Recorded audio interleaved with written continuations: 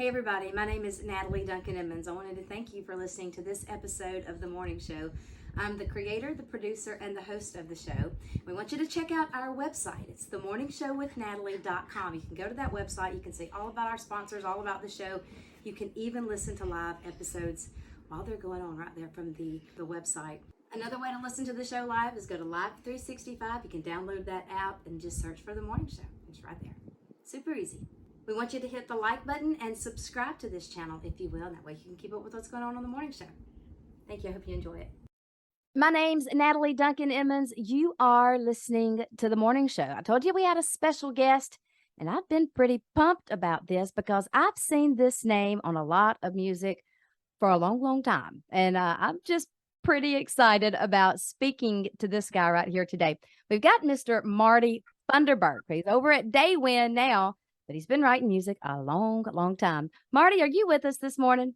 Hey, Natalie, I am with you and excited to be with you and with your audience. Well, I'm excited too.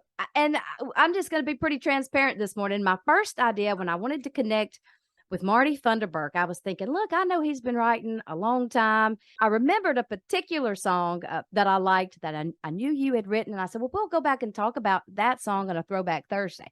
Well, as I talked to you and investigated a little bit closer, you're not that old, Marty. You don't go back quite far enough. I am. You know why? I've not been writing Southern gospel music, but for the past 25 years.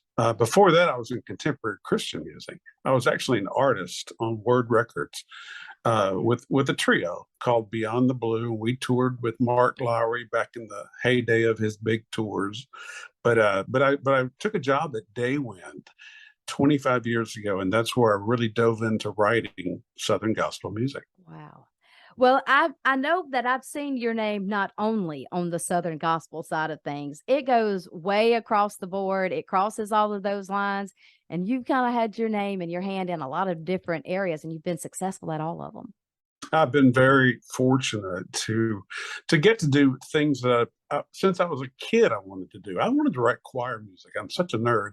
I love church choirs, and there's not many church choirs around these days, sadly.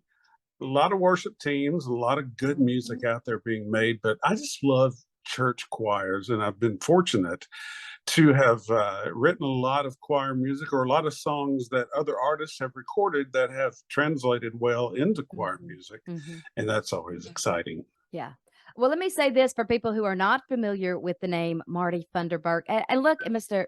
Marty, I do know your name. We'll get a little kick out of this. Yesterday, we were messaging back and forth. And every time I would say Mr. Funderburk, my phone would auto-correct that to Thunderbird.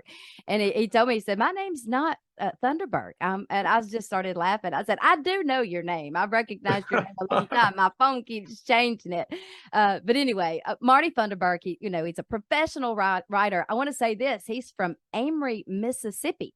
And, the Morning Show, we're located right here in central Mississippi. I was born and raised, just listening to me, I'm sure it's not hard to tell that I'm from Mississippi, but I'm not far from Jackson, about an hour from Jackson. I know exactly where you are. And I love my roots in Mississippi. I went to Mississippi State University, and I know you went to Mississippi College, I think. I did go to Mississippi College.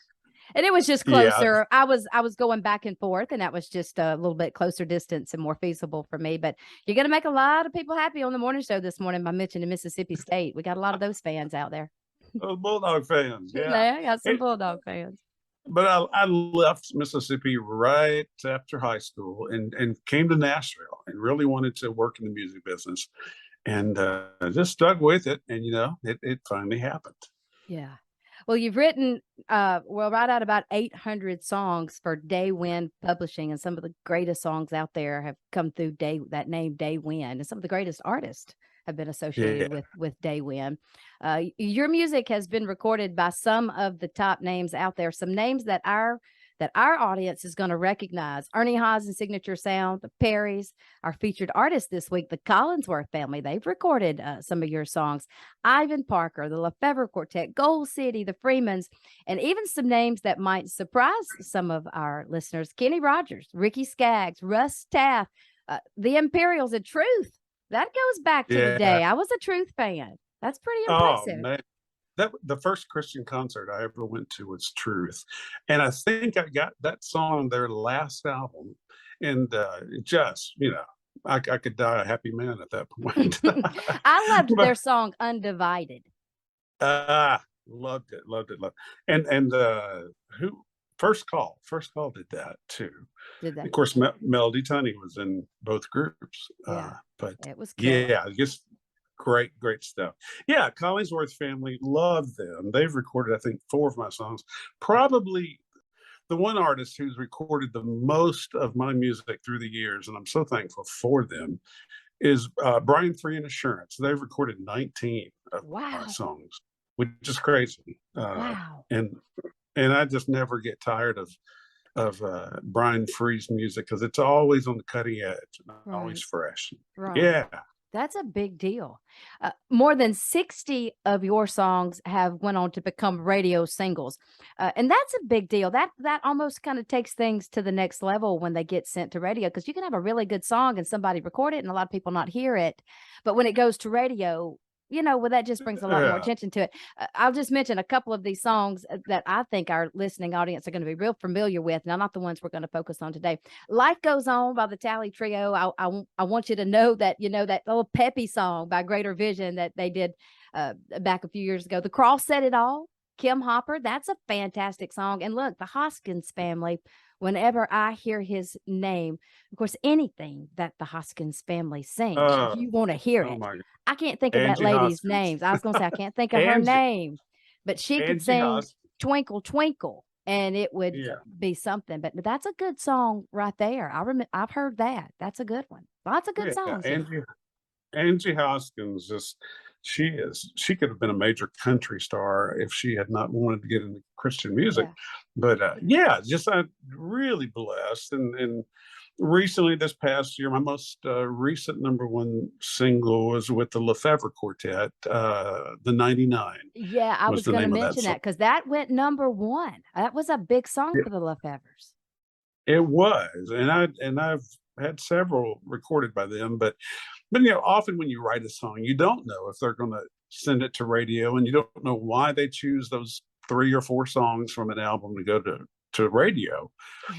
Some of my best songs have been, on the flip side, things that didn't go to radio. Yeah. And once they've been on an album, unfortunately, a lot of times those songs never get another chance to be recorded because artists tend to want brand new songs that have never been heard. So someday I'm going to do an album of those hidden treasures of songs that nobody ever heard. Yeah. I'm going to do it. Well, I think what renewed my interest in Marty Funderburk, my little boy got to go record a song back a few months ago. Scotty Inman produced it for him, sang the vocals with him, and it just was really kind to Tate about the whole thing. But we asked Tate to pick one song, that we didn't do he's 12. We don't need an album. We just wanted him to have the experience of getting to record a song. And he picked a song by the Freemans that he always loved. We just love to hear Daryl Freeman sing anyway, but he sang a song called 3 Rugged Crosses. And that's the song that Tate wanted to record, and he did. And it just kind of sparked a renewed interest in your music for me.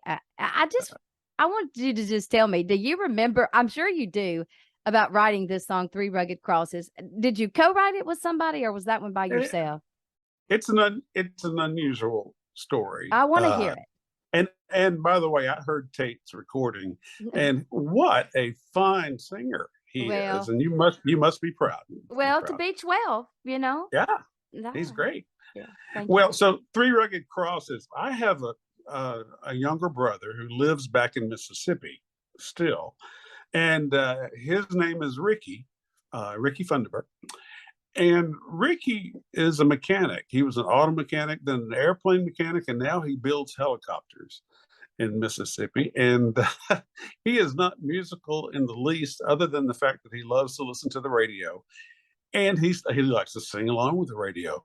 He has for years called me and said, "Hey, Marty, I've got an idea for a song," and he'll throw it out, and 9 times out of 10, I'll just kind of laugh it off because it's kind of goofy, and he's kind of half serious about it. Mm. And but but I was down there in Mississippi with him, and we were going to see my dad, and we were riding down the highway between Smithville, Mississippi, and Fulton, Mississippi, on Highway 25. Mm. And he said, "I got an idea for this song." He said, "It's Three Rugged Crosses." And I thought, okay, well, I don't really, it's got to be a good hook. It's got to be unusual. It's got to be something that is a twist of a phrase or something you can do with it to make people sit up and go, "Wow, I never thought of it that way." For it to be a successful song. And when he said that, I got to thinking about the numbers: 3 rugged crosses, 1 lonely hill, 2 men were guilty, 3 men were killed, 3 men were buried, 2 men are still somewhere near that. Those 3 rugged crosses on one line. So it was all the numbers and the play of the numbers. And we were riding. He was driving the pickup, and I was sitting in the front seat. And I said, "Give me some paper. Give me some paper." And he had not a napkin. He had an envelope. And on the back of the envelope, we wrote this song, riding down Highway 25 in North Mississippi, and literally wrote it in about 12 minutes. And Daryl Freeman, God love him, they've recorded 3 of my songs, and he's always the one who sings my songs. I don't know why he didn't let Chris sing them, but he does. But he heard this song, and he flipped, and he loved it, recorded it right away. And it's just been one of, I don't know, it sticks in people's heads. They love everything about it, how the Freemans produced it, how they sang it, and just the cute little play of words. And I have my brother to thank for it. He finally gave me a good idea. Well, it's absolutely brilliant. I mean, the way it's put together, I just think you're a genius. Oh, I wouldn't say that, but you know what? When you have a good hook, you can't write a great song from a weak hook, but you can with a great hook. You have the potential to have a great song. So that's the trick. We're always looking for the next big hook. You got to have the next clever idea. Well, it's probably my favorite that you've ever written, and I'll even say it's right there, right at the top of my all-time favorite Freeman songs as well. So we're going to go back and play the Freemans singing it this morning. Here it is, written by our guest, Marty Funderburk. Here's 3 Rugged Crosses.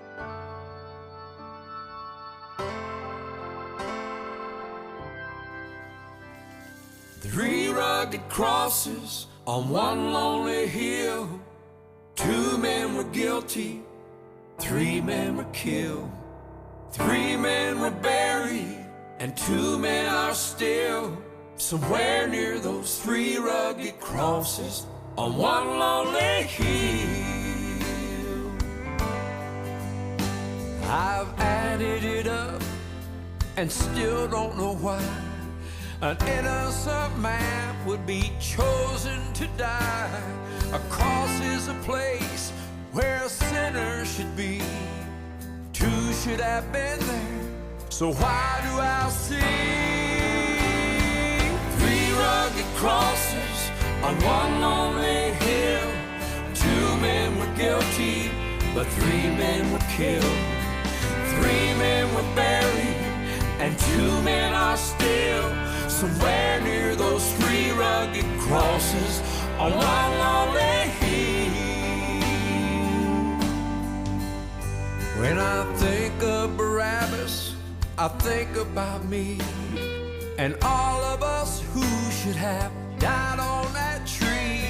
But Jesus was born just to be crucified. If I were to live, then he'd have to die. 3 rugged crosses on one lonely hill. 2 men were guilty, but 3 men were killed. 3 men were buried, and 2 men are still somewhere near those 3 rugged crosses on one lonely hill. crosses on one lonely hill. 2 men were guilty, but 3 men were killed. 3 rugged crosses on one lonely hill. 2 men were guilty, but 3 men were killed. 3 men were buried, and 2 men are still. So where did those 3 rugged crosses on one lonely hill?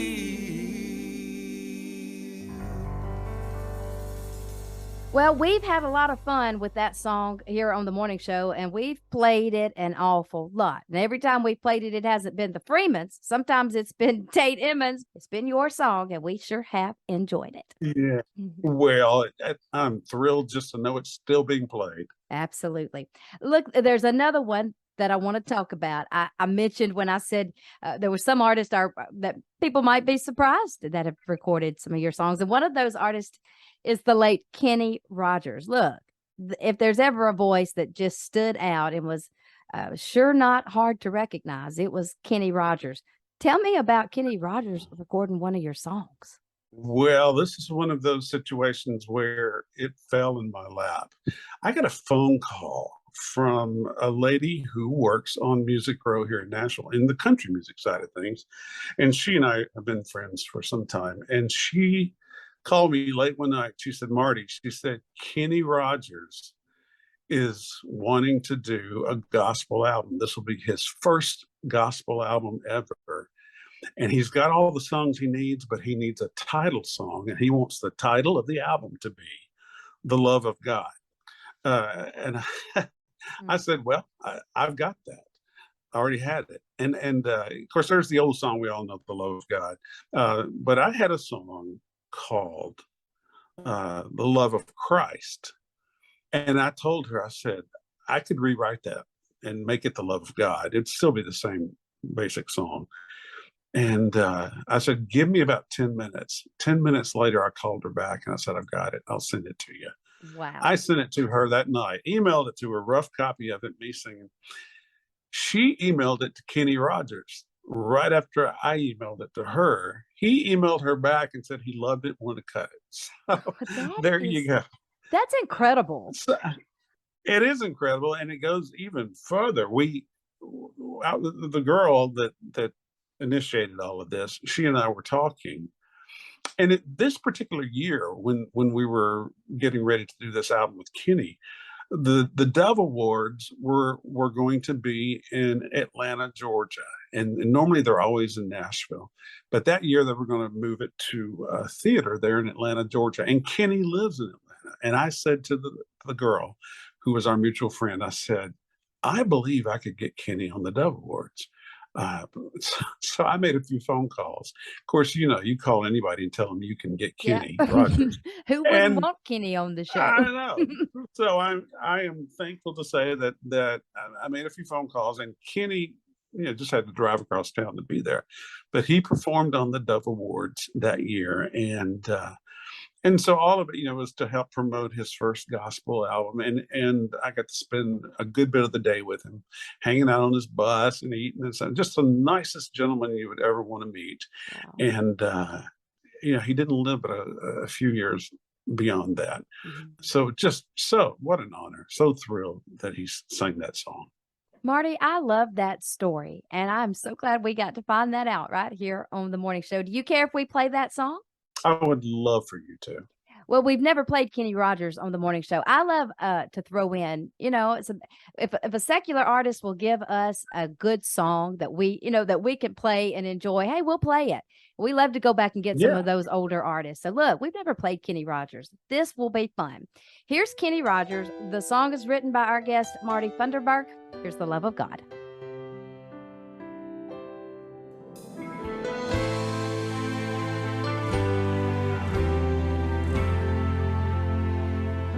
I could follow him. I could pledge my faith. Bound by duty, I could honor and obey. But the love I've found is compelling me. serve him from a heart that's been redeemed. I would give my all, everything I've got, to the highest call, for the love of God. Every day I live, I give no matter what. I will do it all for the love of God.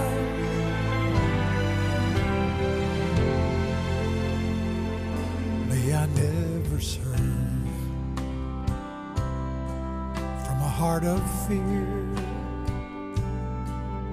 thinking only that the end is drawing near. Oh, but Lord, I pray that in all I do, I'll be driven only by what pleases you. I would give my all, everything I've got, to the highest call, for the love of God. Every day I live, I give no matter what. I will do it all for the love of God. No greater motivation, there is no higher cause. My one and only reason remains the love of God. I would give my all, everything I've got, to the highest call, for the love of God. Every day I live, I give no matter what. I will do it all for the love of God.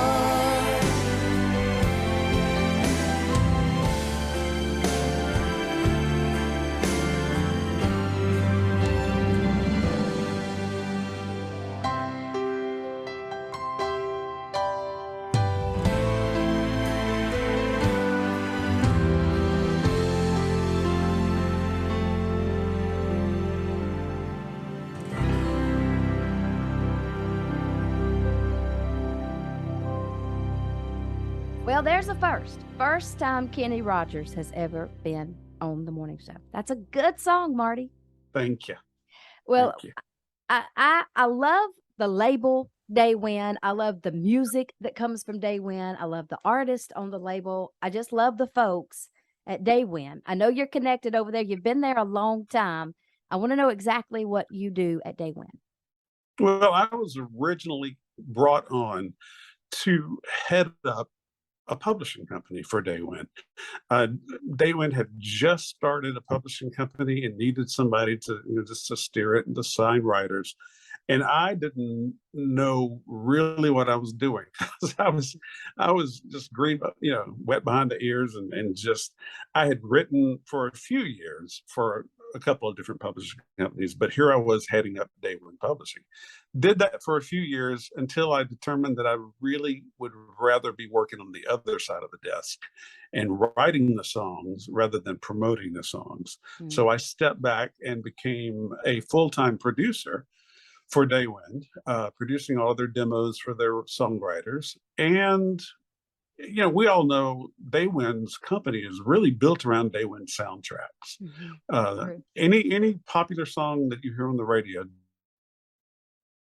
those soundtracks, putting their voice on those soundtracks, they can come to Daywind. We do an entire album for them, and I produce their vocals. So I work with, I've probably produced over 1,000 albums for artists from all over the country, all over the world, who come to Nashville and sing these songs that already have existing soundtracks and just put their voice on it. And they walk away with CDs, and we do all the photography and all the graphic arts and everything. And it's a one-stop shop, and it's wonderful. And I've been doing it for 25 years. And I recommend it for anybody trying to get their career started and off the ground. Marty, that is fascinating. Well, we love the Yeah. folks over there. We love what you do. We're thankful for you. So look, if you want to make an album, you need to get up with Marty Funderburk and head on over to Daywind, and he'll take good care of you over there. Come on now, come on. Yeah, we're going to If send you you- some business. Yeah. We'd love to. Marty, I appreciate you spending some time on the morning show. This means an awful lot to us. Well, I hope we can do it again sometime. And thank you for highlighting these songs. The songs mean so much. And I know this next song that you're going to play is probably the closest to my heart, because it was the very first #1 single that I ever had, and by a group that is just legendary. Tell them what it is. Yeah, tell them the song, Marty. What we're going to end The with. song, the song is called "Forever Change." I wrote it with John Lamanis, and it's just, man, I just can't tell you. The first time I heard it live, I got chills, and just it's been in choir musicals. It's just crossed the globe and come back, and they sing it regularly.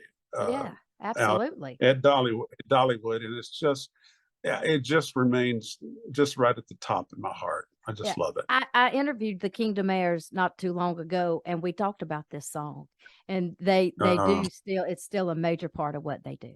So wrote a good one. I love that. I Yeah, love that. it's a great song. Marty, you've got a friend here on the morning show. Thank you, Natalie. Here we're going to end out with "Forever Changed," written by our special guest today, Marty Funderburk. Here's the Kingdomaires. Marty, this has been a delight. It really has. You made it I super love easy. it. You are so good at what you do.